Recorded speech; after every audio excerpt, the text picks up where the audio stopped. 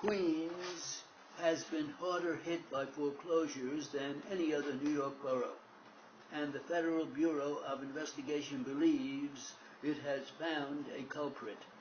Last July, the FBI accused Edward Ahmad, a local broker, of a $50 million mortgage fraud, saying he hired fellow immigrants into subprime mortgages, inflated the values of their properties, and concealed his involvement in deals that were ruinous for scores, if not hundreds, of borrowers. Mr. Ahmad pleaded not guilty and posted $2.5 million bail. Now, according to court papers reported in the Times, he is plea bargaining with federal prosecutors. Wherever Mr. Ahmad did or did not do, one thing is sure: he did not act alone.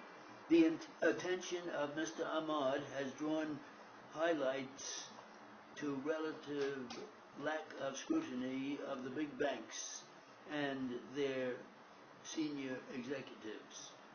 Big banks created demand and provided credit for dubious mortgage loans, which they bundled into securities and said to investors, if not for reckless lending and heedless securities, there would have been no mortgage bubble and no mortgage bust, and in all probability, no Edward Ahmad.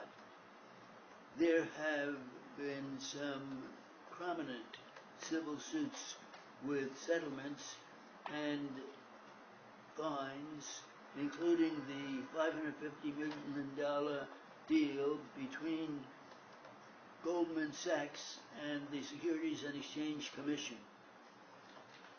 over the misleading of investors in a mortgage-backed investment. Both of Ahmad's, both Bank of America, which bought Countrywide Financial in 2008, recently agreed to pay $335 million to settle a lawsuit by the Justice Department over Countrywide's practice of steering black and Hispanic borrowers to subprime loans while similarly qualifying white borrowers who got better terms.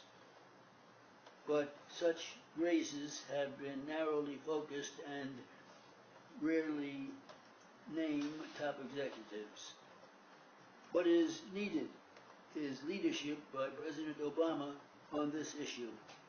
He should form an interagency task force for the investigation and pursue performance civil